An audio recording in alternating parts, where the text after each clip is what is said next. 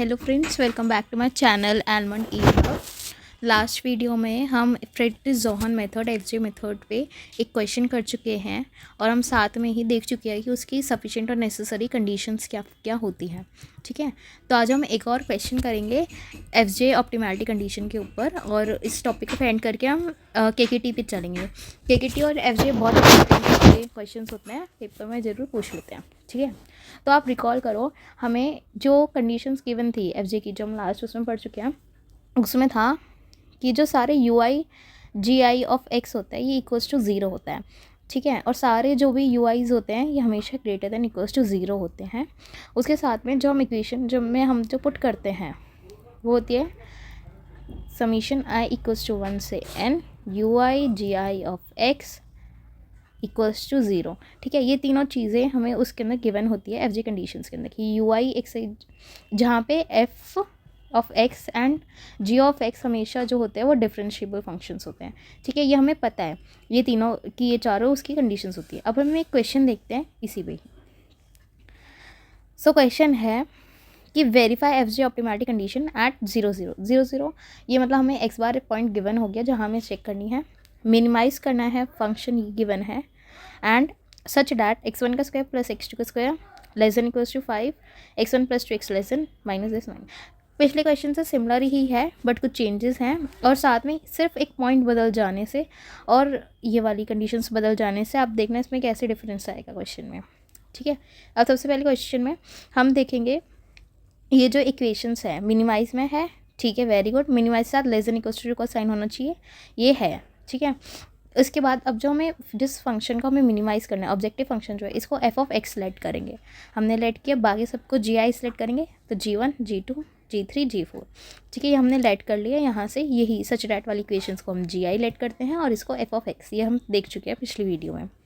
ठीक है, अब यहाँ पे हमें एक्स बार क्या गिवन है, पॉइंट जो है 0 0, ये भी लिख लेंगे, और एम कितना आएगा, एम 4 आएगा। हमने देखा था जितने जो last g i of x होता है यहाँ पे 4 है, उतने ही एम होते हैं, और जितने एम है इसका मतलब हमें वहाँ तक यू आई निकालना है। तो अब हमारा क्वेश्चन है कि हमें फाइंड करना है U0, U1, U2, U3 and U4।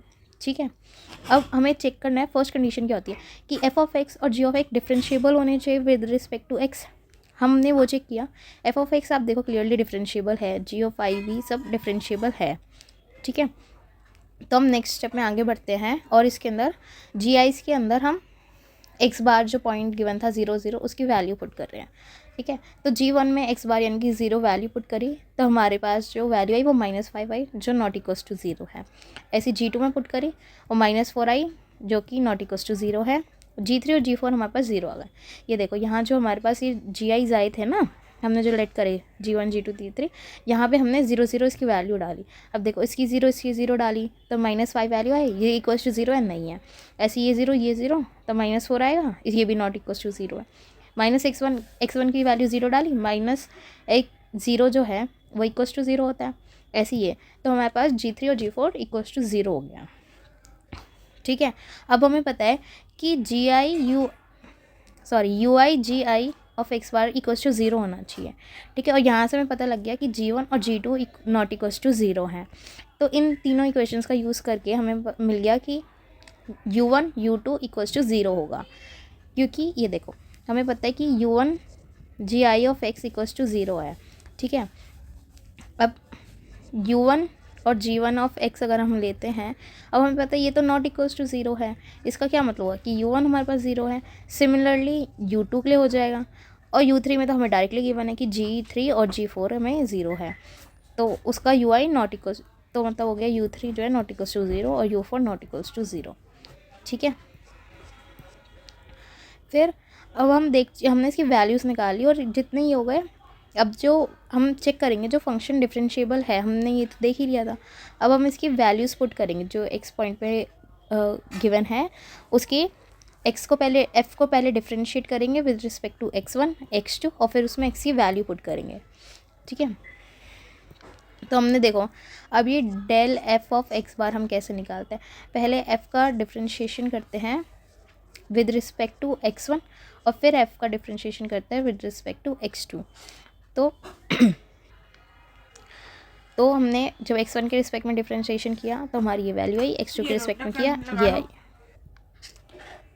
तो अब देखो जब हमने x1 के रिस्पेक्ट में डिफ्रेंशिएशन किया तो हमारी ये वैल्यू आई, x2 के रिस्पेक्ट में ये वैल्यू आई, क्योंकि हमारा फंक्शन क्या था, f ऑफ x जो था वो था x1 माइनस 3 का स्क्वायर प्लस x2 माइनस 2 का होल स्क्वायर। इसका डिफ्रेंशिएशन एक बार विद रिस्पेक्ट टू x1, एक बार विद रिस्पेक्ट टू x2, ठीक है। देन यहाँ पे x1 इक्वल्स टू 0 डालो और x2 इक्वल्स टू 0 पुट करो इस इक्वेशन में, तो हमारे पास वैल्यू क्या आई, -x -4। यही वैल्यू हमारी डेल f ऑफ x बार की है।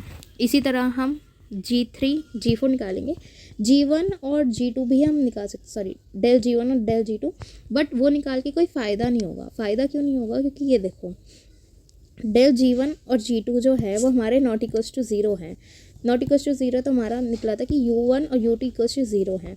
अब जो fj की जो कंडीशन होती है कि जो उसकी इक्वेशन गिवन होती है u not del f of x bar plus summation i equal to 1 to n ui del gi of x bar equals to 0। अब हम इसमें पुट करेंगे, देखो यहाँ हमने u1 पुट किया, ठीक है, u1 0 है तो gi कुछ भी हो वो एट द एंड हो तो 0 ही जाएगा, इसलिए हम u1 और u2 को नहीं, g1 डेल g1 और डेल g2 को हम नहीं निकाल रहे अपना टाइम सेव करने के। बाकी हम निकालना चाहो तो निकाल सकते हो, ठीक है।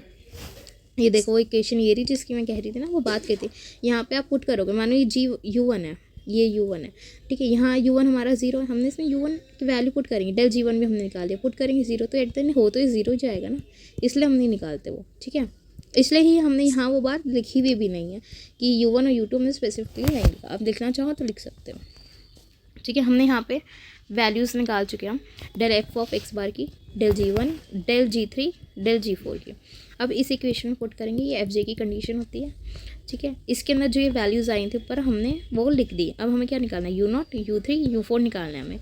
इस का यूज़ करके इससे हम इक्वेशन फॉर्म करेंगे, मल्टीप्लाई करो -6 u0 minus u3 plus zero u4 equals to, ये 0 ही हो जाएगा, इक्वल्स टू 0। ऐसे ही ये लिखो -4 u0 ये u3 0 हो गया तो इसलिए -u4 इक्वल्स टू 0।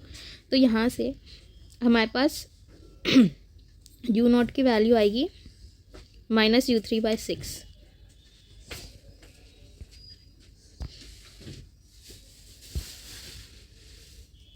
ये u4 होगा। अब देखो यहाँ हमारी u0 की वैल्यू आ गई -u3/6, लेकिन याद करो कि हमारी एफजी कंडीशन थी कि जितने भी ui होते हैं ग्रेटर देन इक्वल्स टू 0 होते हैं, लेकिन यहाँ ये नेगेटिव आ गया कि u0 जो हमारे पास लेस देन इक्वल्स टू 0 आ गया, इसलिए ये एफजी को कंडीशंस को सेटिस्फाई नहीं करता है, इसलिए इसका ऑप्टिमल सोल्यूशन नहीं निकलेगा। देखो अब देखो यहाँ पे जो है ये ui less than equals to 0 है, लेकिन हमें कंडीशन होती है एफजी की ये हमेशा ग्रेटर देन इक्वल्स टू 0 होना चाहिए, इसलिए एफजी कंडीशन सेटिस्फाई नहीं हो रही, मतलब इसका ऑप्टिमल सोल्यूशन नहीं निकाल सकते, ठीक है। तो यहीं तक था आपका एफजे। इस पर आप 1-2 क्वेश्चन और ट्राई कर सकते हो, कोई डाउट हो तो पूछ लेना। और जो है नेक्स्ट क्लास में हम KKT को मेथड को हम सॉल्व करेंगे, वो भी इसकी तरह ही होता है, बस कुछ कंडीशंस अलग होती है।